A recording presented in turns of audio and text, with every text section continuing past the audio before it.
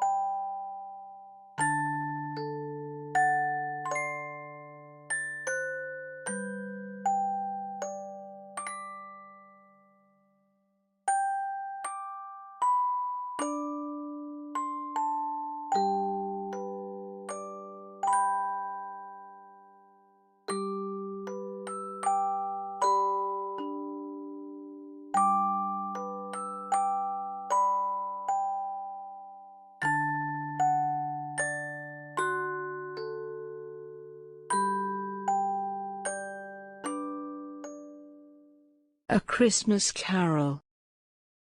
Charles Dickens. Stave 5. The end of it. Yes, and the bedpost was his own. The bed was his own, the room was his own.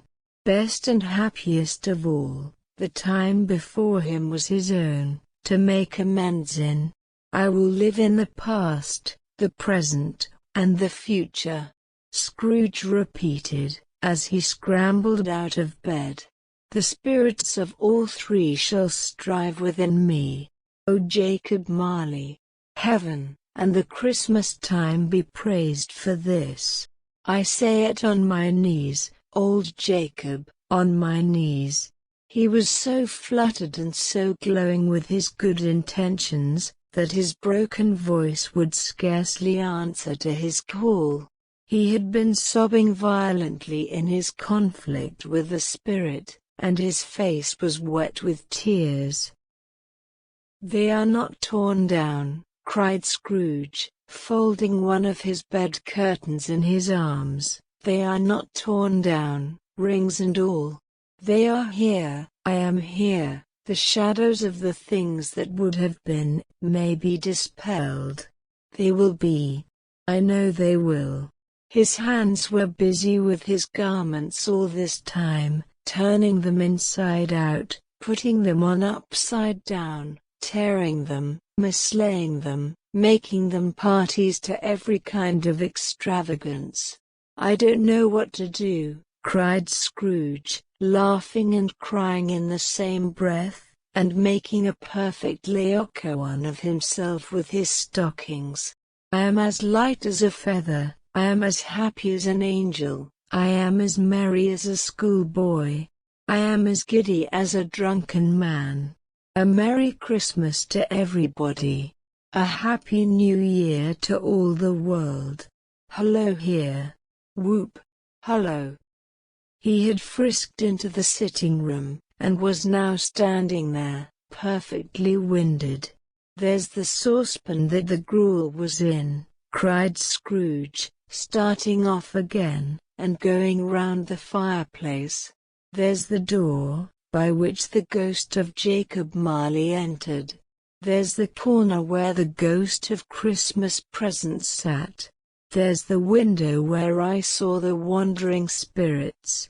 It's all right, it's all true, it all happened. Ha ha ha." Really, for a man who had been out of practice for so many years, it was a splendid laugh, a most illustrious laugh. The father of a long, long line of brilliant laughs.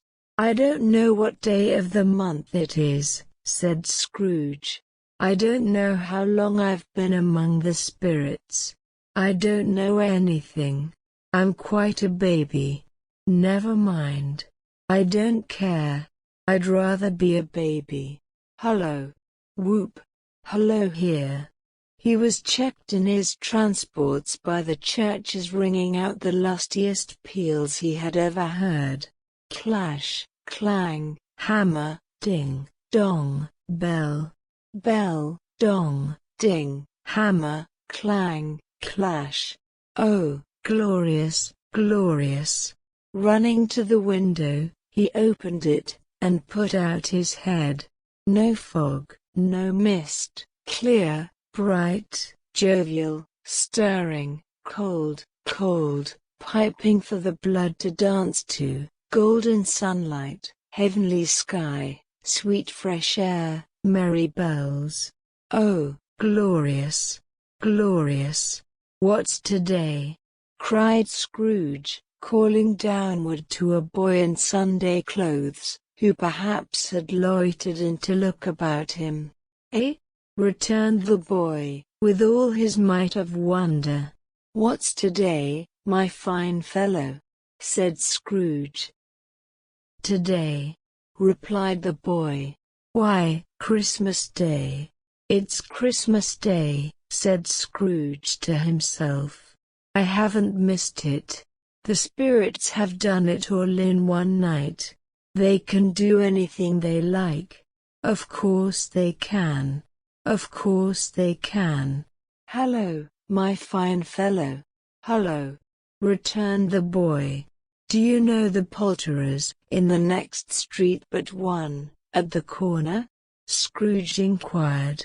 I should hope I did, replied the lad. An intelligent boy, said Scrooge.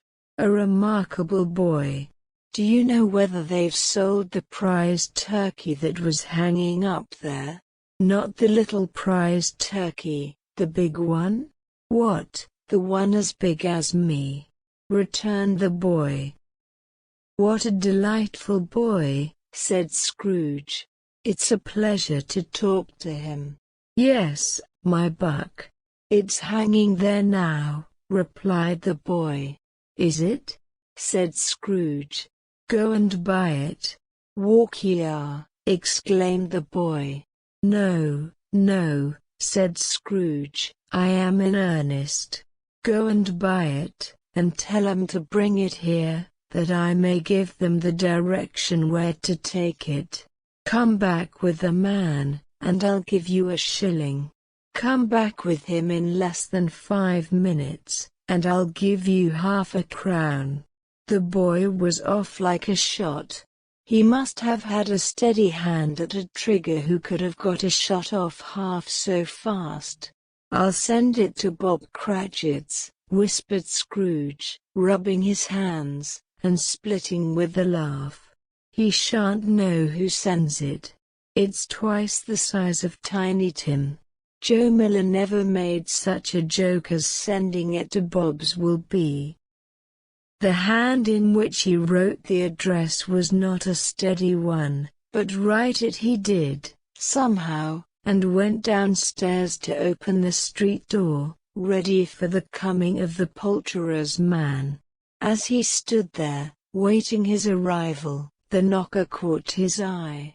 I shall love it, as long as I live, cried Scrooge, patting it with his hand. I scarcely ever looked at it before. What an honest expression it has in its face. It's a wonderful knocker. Here's the turkey. Hullo. Whoop. How are you? Merry Christmas. It was a turkey. He never could have stood upon his legs, that bird. He would have snapped 'em short off in a minute, like sticks of sealing wax. Why, it's impossible to carry that to Camden Town, said Scrooge. You must have a cab. The chuckle with which he said this, and the chuckle with which he paid for the turkey, and the chuckle with which he paid for the cab, and the chuckle with which he recompensed the boy, were only to be exceeded by the chuckle with which he sat down breathless in his chair again, and chuckled till he cried. Shaving was not an easy task, for his hand continued to shake very much, and shaving requires attention, even when you don't dance while you are at it. But if he had cut the end of his nose off, he would have put a piece of sticking plaster over it, and been quite satisfied. He dressed himself all in his best, and at last got out into the streets. The people were by this time pouring forth, as he had seen them with the ghost of Christmas present, and walking with his hands behind him. Scrooge regarded everyone with a delighted smile. He looked so irresistibly pleasant, in a word, that 3 or 4 good-humored fellows said, "Good morning, sir. A Merry Christmas to you." And Scrooge said often afterward, that of all the blithe sounds he had ever heard, those were the blithest in his ears. He had not gone far, when coming on towards him he beheld the portly gentleman, who had walked into his counting-house the day before and said, "Scrooge and Marley's, I believe." It sent a pang across his heart to think how this old gentleman would look upon him when they met, but he knew what path lay straight before him, and he took it. "My dear sir," said Scrooge, quickening his pace, and taking the old gentleman by both his hands, "how do you do? I hope you succeeded yesterday. It was very kind of you. A Merry Christmas to you, sir." "Mr. Scrooge?" "Yes," said Scrooge. "That is my name, and I fear it may not be pleasant to you. Allow me to ask your pardon. And will you have the goodness here?" Scrooge whispered in his ear. "Lord bless me," cried the gentleman, as if his breath were gone. "My dear Mr. Scrooge, are you serious?" "If you please," said Scrooge. "Not a farthing less. A great many back payments are included in it, I assure you. Will you do me that favor?" "My dear sir," said the other, shaking hands with him, "I don't know what to say to such munificence."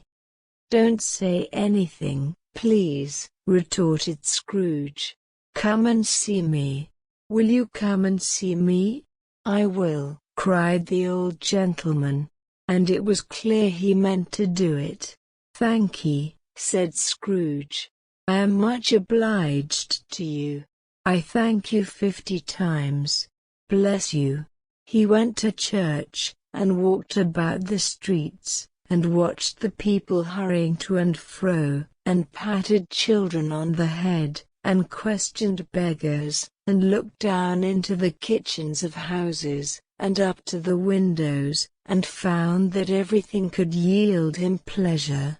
He had never dreamed that any walk, that anything, could give him so much happiness. In the afternoon, he turned his steps towards his nephew's house.